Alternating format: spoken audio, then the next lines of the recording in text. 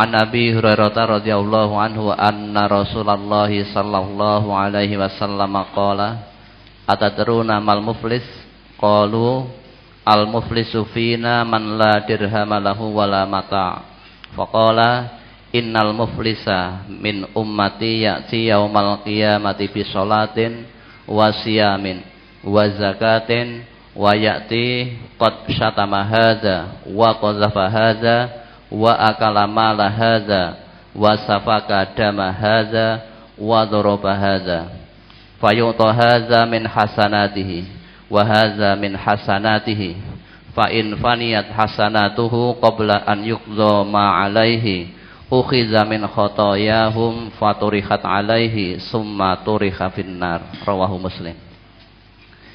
Dari Abu Hurairah radhiyallahu an, ia berkata, Rasulullah sallallahu alaihi wasallam bersabda, tahukah kamu orang yang pailit atau bangkrut itu? Para sahabat menjawab, orang yang bangkrut di antara kami ialah orang yang tidak punya dirham dan tidak punya barang-barang. Nabi sallallahu alaihi wasallam bersabda, orang yang bangkrut dari umatku ialah orang yang datang pada hari kiamat lengkap dengan membawa pahala sholat, puasa, dan zakatnya. Tetapi di samping itu ia telah mencaci ini, menuduh itu, memakan harta ini, menumpahkan darah itu, dan memukul ini.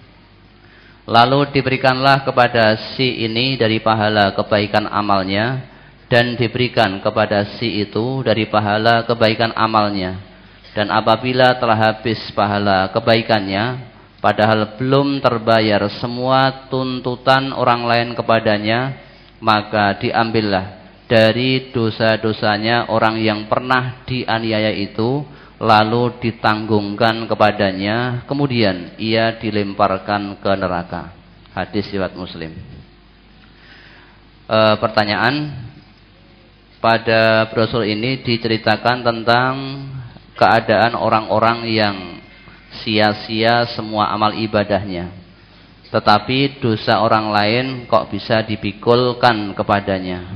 Bagaimana hadis ini jika dikaitkan dengan surat An-Najm ayat 38 dan juga surat Fusilat ayat 46 yang di situ disebutkan alla taziru waziratun wizra ukhra, dan juga man amila sholihan falinafsih wa man asa'a fa'alaiha. Mohon penjelasan. Ya, pinter kamu.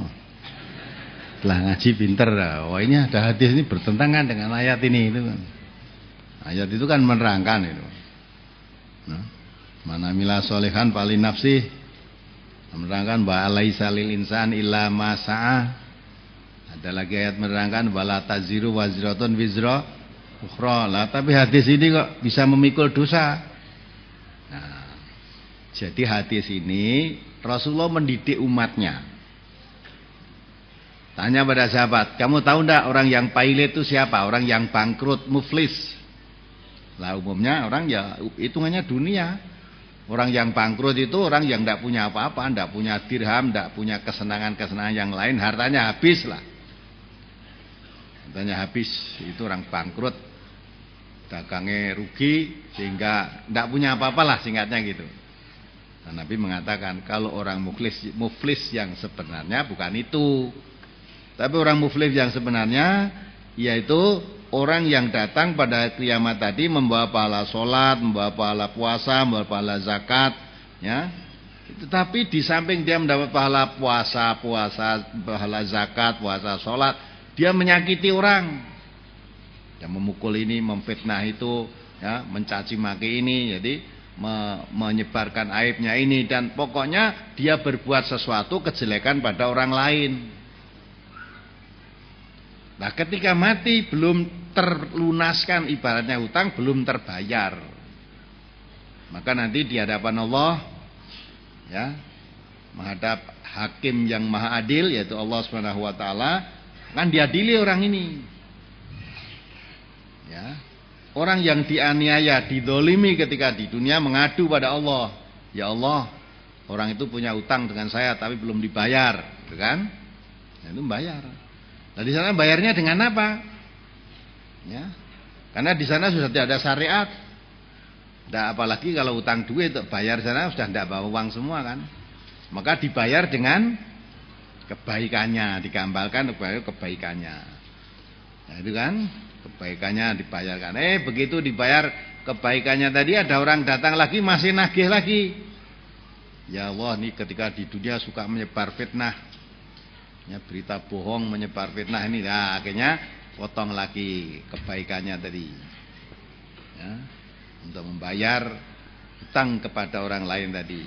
Sudah dibayar, ada datang lagi minta semisal itu. Sehingga digambarkan oleh Rasulullah, kebaikan ganjaran sholat, puasa, zakat tadi habis untuk menutup hutangnya tadi.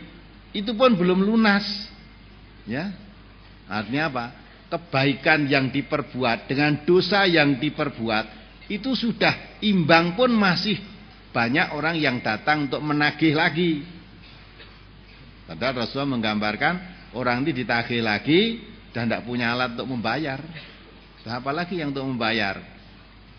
Nah, maka digambarkan Rasulullah dibayar dengan dosanya. Orang itu tadi dipikulkan seolah-olah karena kamu membuat sesuatu yang tidak bisa kamu bayar dengan kebaikanmu. Nah, akhirnya dosa orang ini dipikulkan pada orang yang mempunyai utang tidak bisa membayar tadi. Itu maksudnya suatu pendidikan.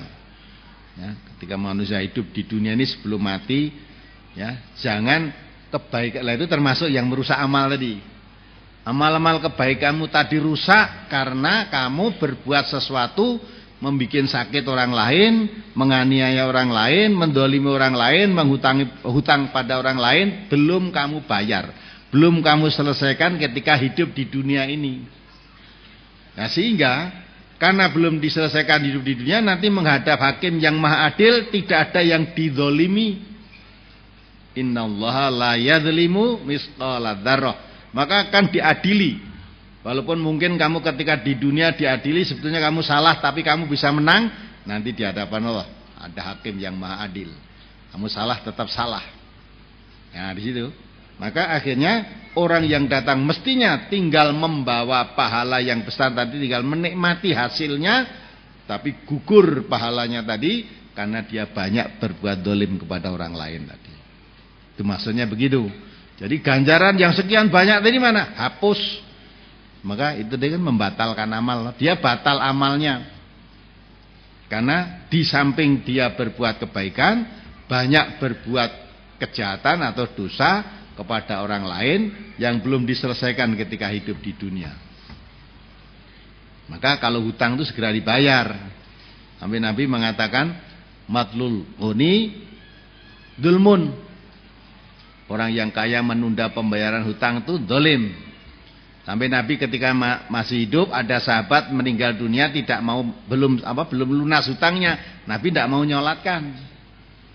Ketika sahabat ditanya kenapa, ini masih punya hutang belum terbayar. Sahabat-sahabat lain menyolatkan tidak dilarang, tapi Nabi tidak mau menyolatkan. Itu pendidikan. Maksudnya ketika kita hidup ini jangan sampai ya belum selesai urusan dengan manusia malah menganggap kok nek wis mati rampung. Nah, ternyata kalau sudah mati urusannya lebih berat nanti di sana. Jadi bukan memikul dosanya terus orang yang dosa tadi karena merasa dosanya sudah dipikul orang lain dia tidak apa-apa, enggak. Ya, maksudnya itu dia berbuat dosa kepada orang lain bagaimanapun juga akan mendapat hukuman di sisi Allah nanti kalau antar sesama manusia ini belum ada penyelesaian ketika hidup di dunia. Nah, gitu. Bukan kok terus dosanya dipikul. Nah, sing dosanya dipikul nek sing dosa tadi sudah enak-enak wis dipikul kono kok saya enak aja udah. Bukan begitu. Ya, tadi itu mendidik umat manusia ini jangan sampai mati masih membawa dosa-dosa yang harus diselesaikan kepada orang lain yang mestinya kamu selesaikan. Kok tidak? Nanti jangan dianggap sudah mati selesai. Nanti di hadapan Allah akan diselesaikan oleh Allah. Yang akhirnya pahala-pahalamu yang sebesar tadi rusak karena dosa-dosamu yang lebih besar tadi. Maka dosa itu bisa menghapus ya, kebaikan-kebaikan. Termasuk itu tadi. Kebaikan sholat, kebaikan puasa, kebaikan zakat dihapus karena banyaknya dosa yang dia lakukan. Apalagi